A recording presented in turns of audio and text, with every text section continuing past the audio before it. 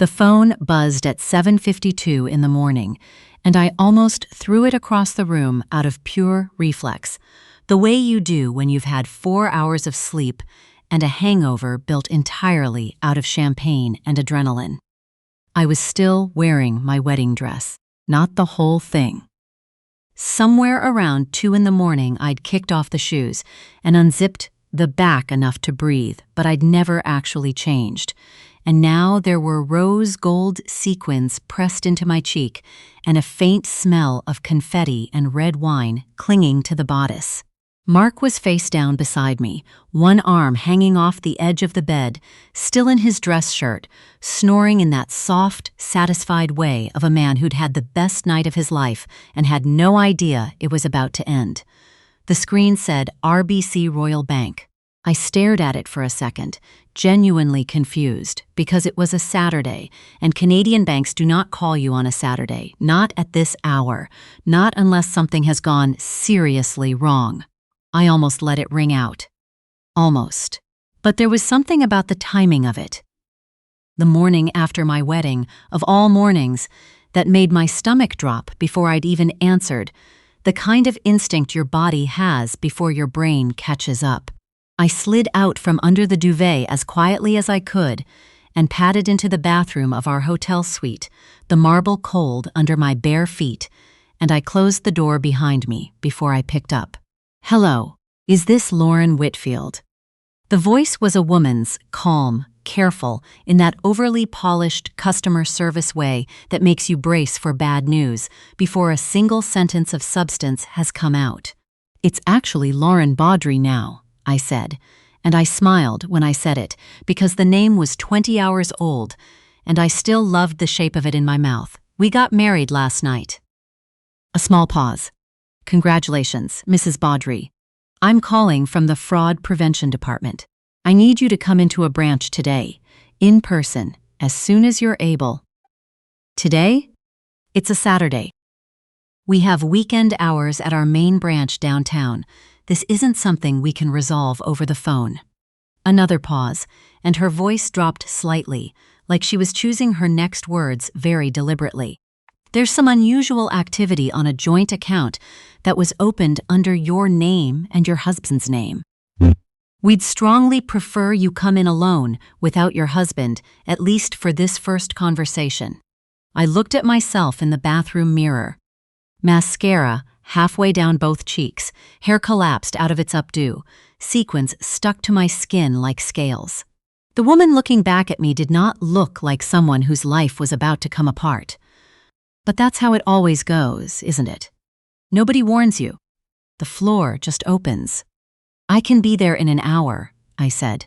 To understand what that phone call actually meant, you have to understand who I was before it rang, and who Mark was, and why I genuinely believed the night before, lying in that hotel bed in my wedding dress, that nothing bad could ever happen to us again.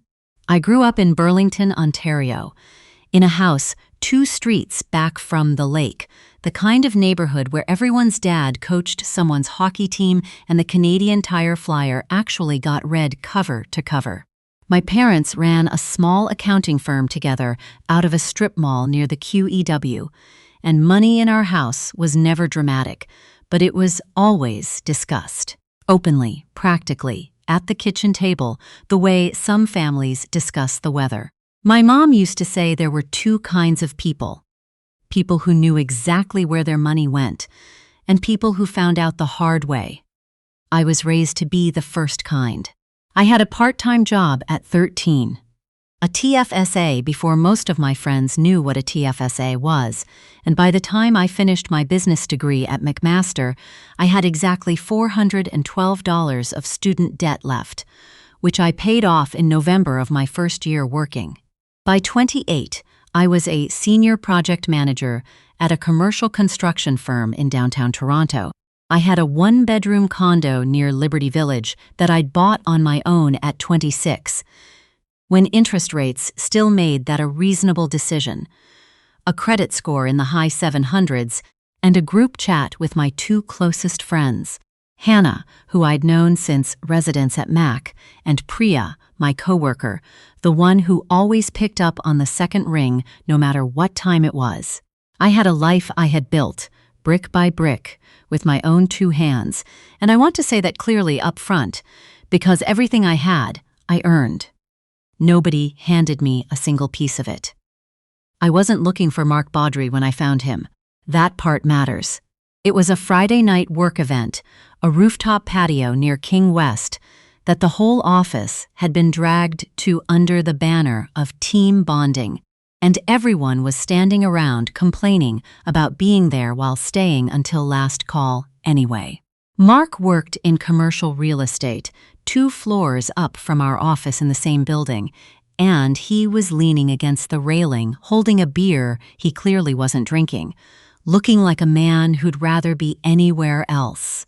I walked up to order a glass of wine, and he glanced over and said, "Is it too late in the night to fake a work emergency?" I actually laughed, not the polite kind. "Mine would involve a burst pipe." I said, "What's yours?" "Dog needs to go out," he said immediately. "I don't have a dog." But it's believable, right? We stood on that rooftop until they kicked everyone out at 1. His name was Mark Baudry, 33, originally from Kingston, moved to Toronto for work 6 years earlier, and he had this steady, unbothered quality that I found more attractive than anything flashy could have been. He wasn't performative. He noticed things. On our 4th date, he showed up with a paperback by an author I'd mentioned once, in passing almost 3 weeks before, and I remember sitting on my couch holding that book and thinking, this man actually pays attention. We dated for 2 years and 3 months, good years, quietly, unremarkably good. A long weekend in Tofino, 2 weeks in Portugal we'd saved for together for a full year. A trip to meet his parents in Kingston, where his mother Diane made her famous butter tarts, and his dad Pierre showed me his fishing boat in the driveway with the kind of pride men reserve for things they actually love. We argued sometimes, sure. Whose turn it was to do groceries, whether his habit of leaving cupboard doors open was a character flaw or a harmless quirk. But nothing that left a mark, nothing that kept me up. He proposed on a Wednesday, not a special one, just a regular Wednesday in February after we'd ordered Thai food and were half-watched something on Netflix. And during a commercial break, he turned to me with the ring already in his hand and said, "I've been carrying this around in my coat pocket for 2 weeks, waiting for the perfect moment. And I think I finally figured out there isn't one. There's just you. So, will you?" I said yes before he finished the sentence.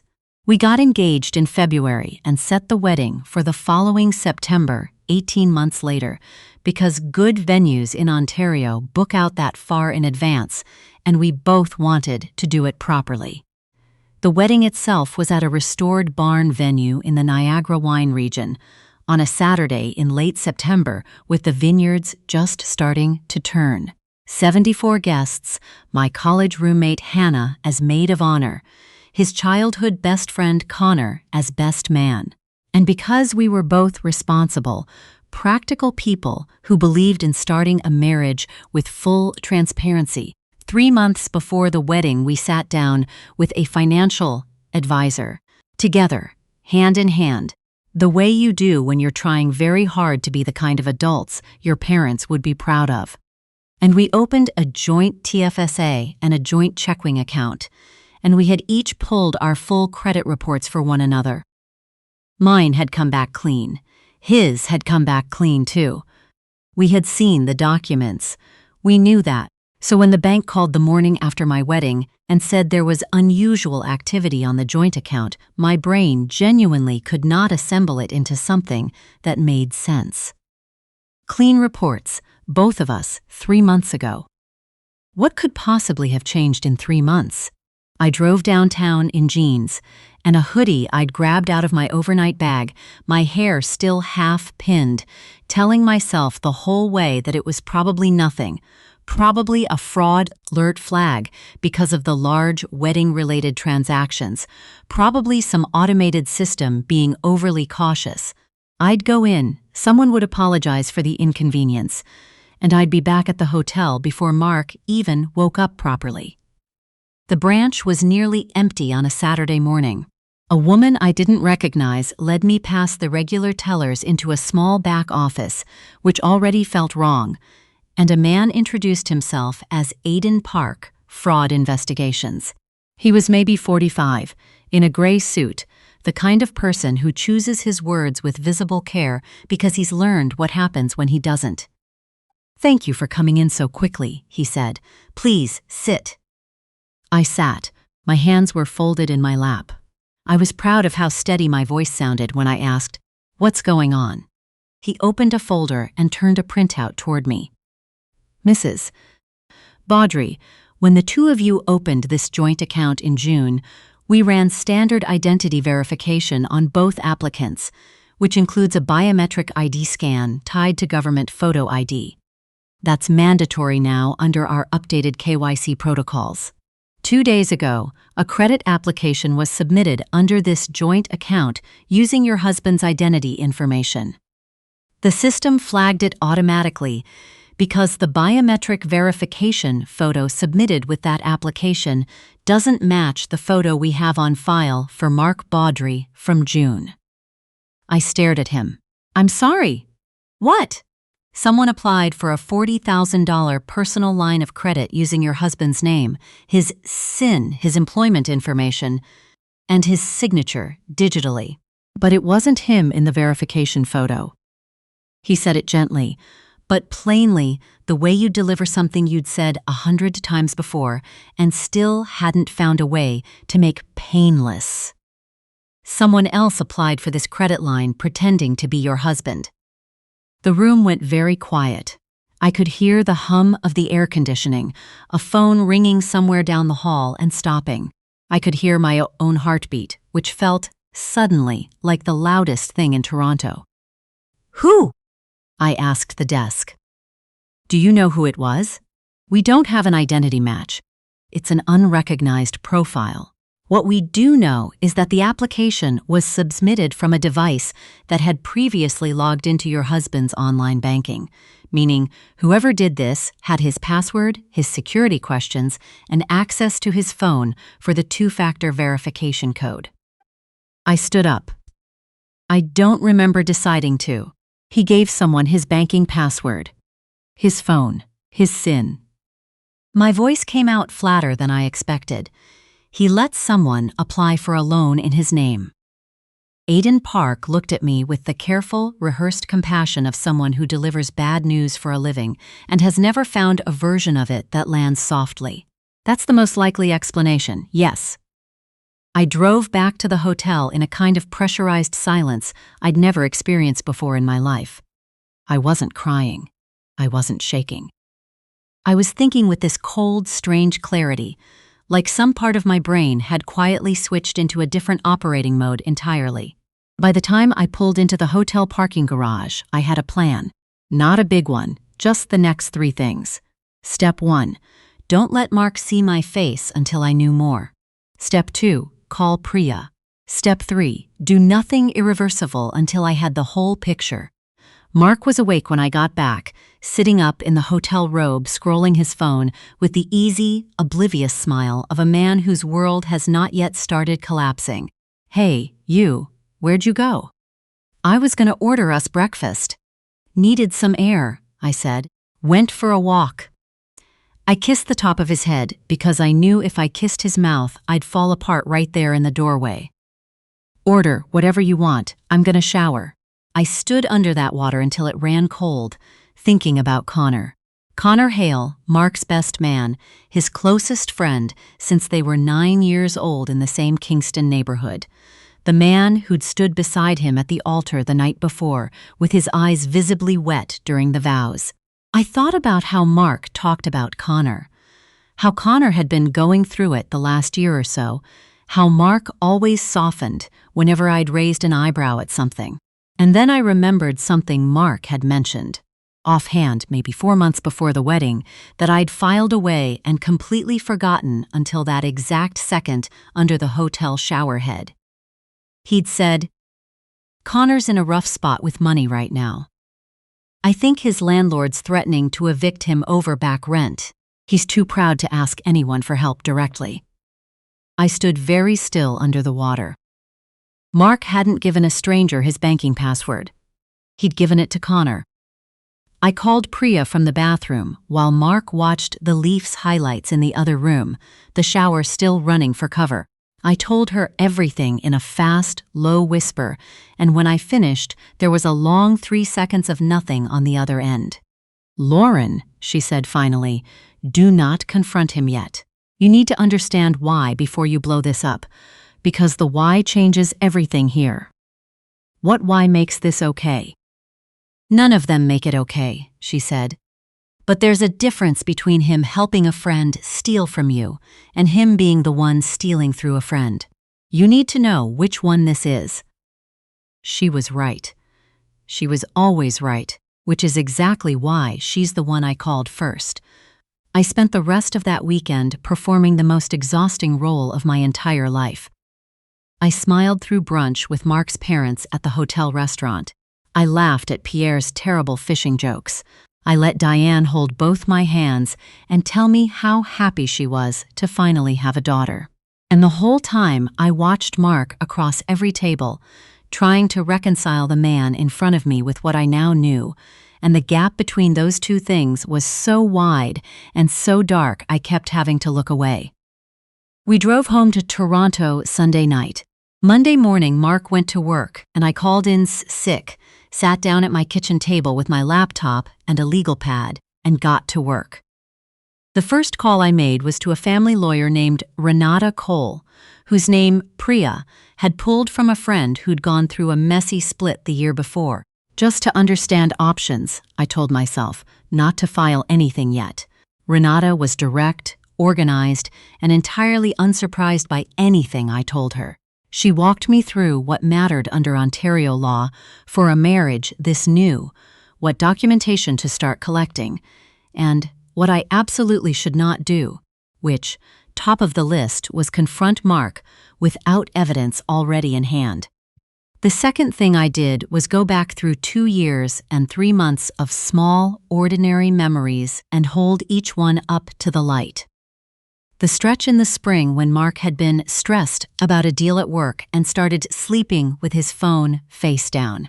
The night he'd come home late from drinks with Connor, smelling like a different cologne than his own. The fact that he'd insisted on handling all the online banking setup himself back in June, because I'm better with the app, and I had thought nothing of it, not for 1 second, because why would I? I texted Connor on Tuesday, casual, friendly. Just a quick note saying the wedding had been perfect, and we were both so glad he'd been there. The 3 dots appeared and disappeared twice before he answered. "So happy for you guys, it was an amazing night." And then, after a pause, "You two deserve every good thing." I read that last line over and over. I hired a private investigator on Wednesday, a woman named Suki Tran, recommended by Renata, and met her at a coffee shop on Bay Street. She listened to everything without blinking once, told me what she could find and what it would cost. And I agreed without hesitating because my credit score was 781 and my TFSA was fully maxed and I had earned every single thing I had, and I was not going to let anyone take it from me without understanding exactly what I was dealing with first. Suki came back to me in 9 days. 9 days during which I cooked dinner, slept beside my husband, said, "I love you." Every single morning, like a woman who wasn't quietly dismantling her own life behind her own eyes. 9 days of getting frighteningly good at performing normal. She came back with bank transfer records, phone logs, and a name, Brianna Tate. 29 years old, lived in Leslieville, had been involved with Mark for 16 months. 16 months. Our engagement had lasted 18. The math sat in my chest like I'd swallowed whole. Suki had records showing a pattern: recurring e-transfers from Mark's personal account to an account under Brianna's name, going back well over a year. Always rounded amounts, always timed 2 or 3 days after his paycheck landed. And then, 2 days after the wedding, the application for the $40,000 line of credit applied for under Mark's identity, with Connor's photo, passing through the verification check, because Mark had handed Connor his phone, his password, and the 2-factor codes to set the whole thing up, while Mark himself was, according to the timestamp, in a dentist's chair getting a root canal that same afternoon. The pieces clicked into place with this horrible, clean clarity. Mark had been funding a second relationship for over a year. He'd burned through whatever savings he had on his own, and with the wedding bearing down and a new joint account suddenly available, he'd needed access to money fast without me noticing a credit check land on my own file.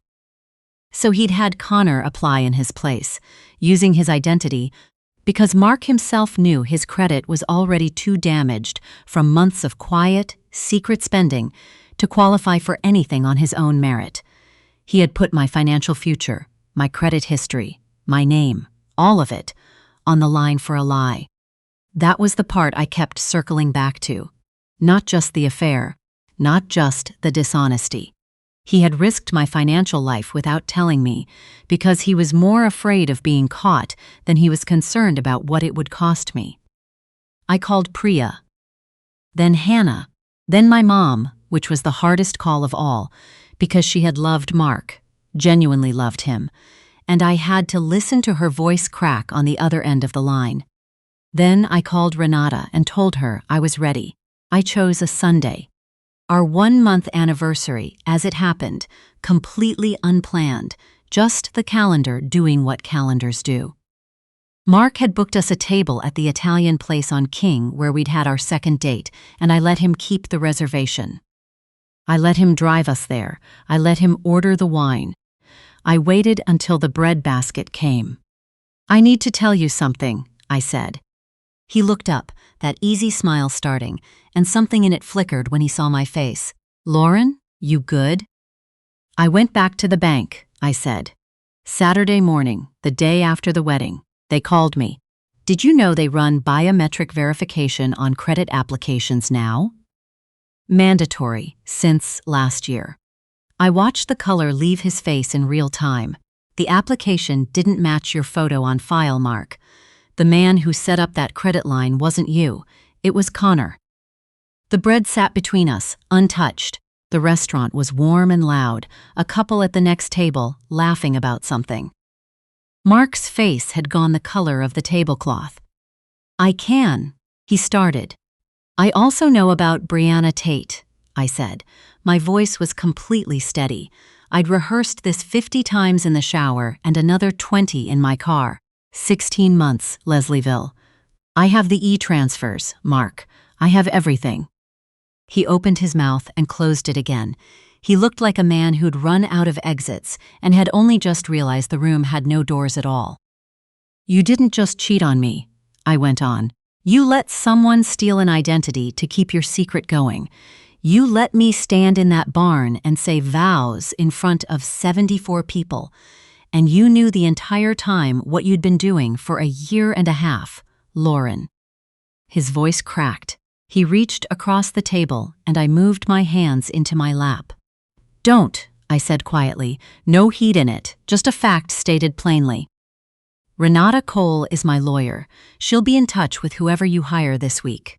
The marriage is 12 days old, Mark.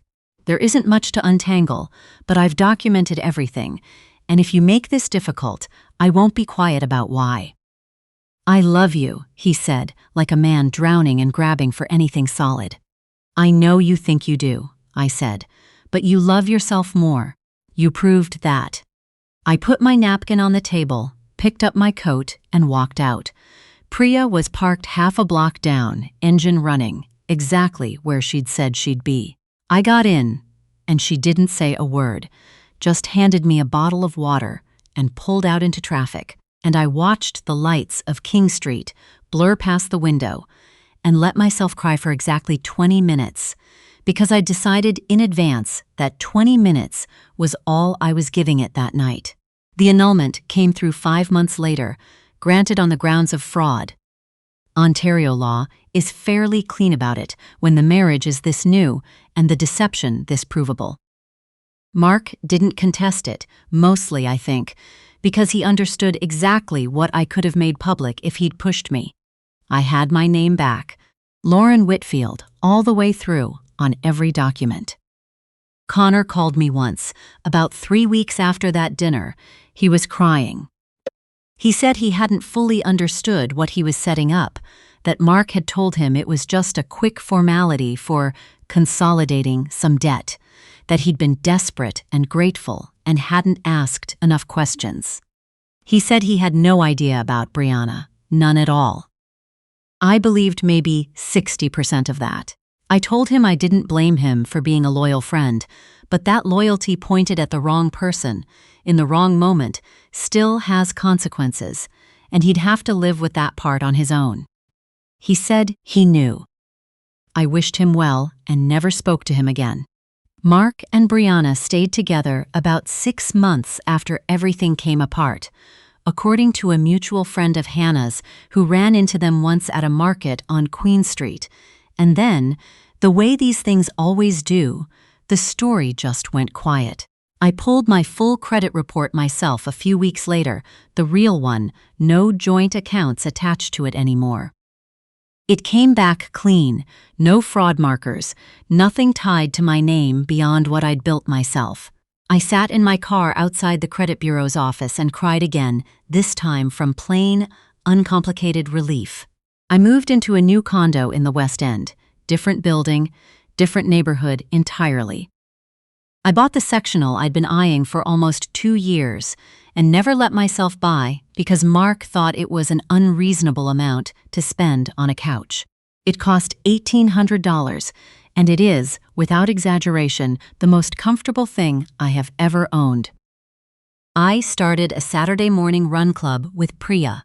I went back to Sunday dinners at my parents' place, where my mom, who'd stopped crying about Mark after about 6 weeks, started saying things like, "You know, I always thought it was strange he insisted on handling the banking himself." I'm not going to tell you I came out the other side of this completely fine. I didn't. There were months of lying awake at 3 in the morning, running back through 2.5 years of memories, hunting for the moment I should have caught it. But the truth about people who are genuinely good at lying is that they're genuinely good at lying. There's no obvious sign you missed, no flashing light you ignored. Sometimes a person is just deceptive, and the only thing left to decide, once you find out, is what happens next.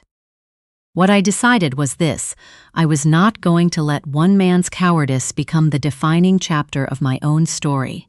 I had built everything I had from nothing, on my own, once already. I knew exactly how to do it again.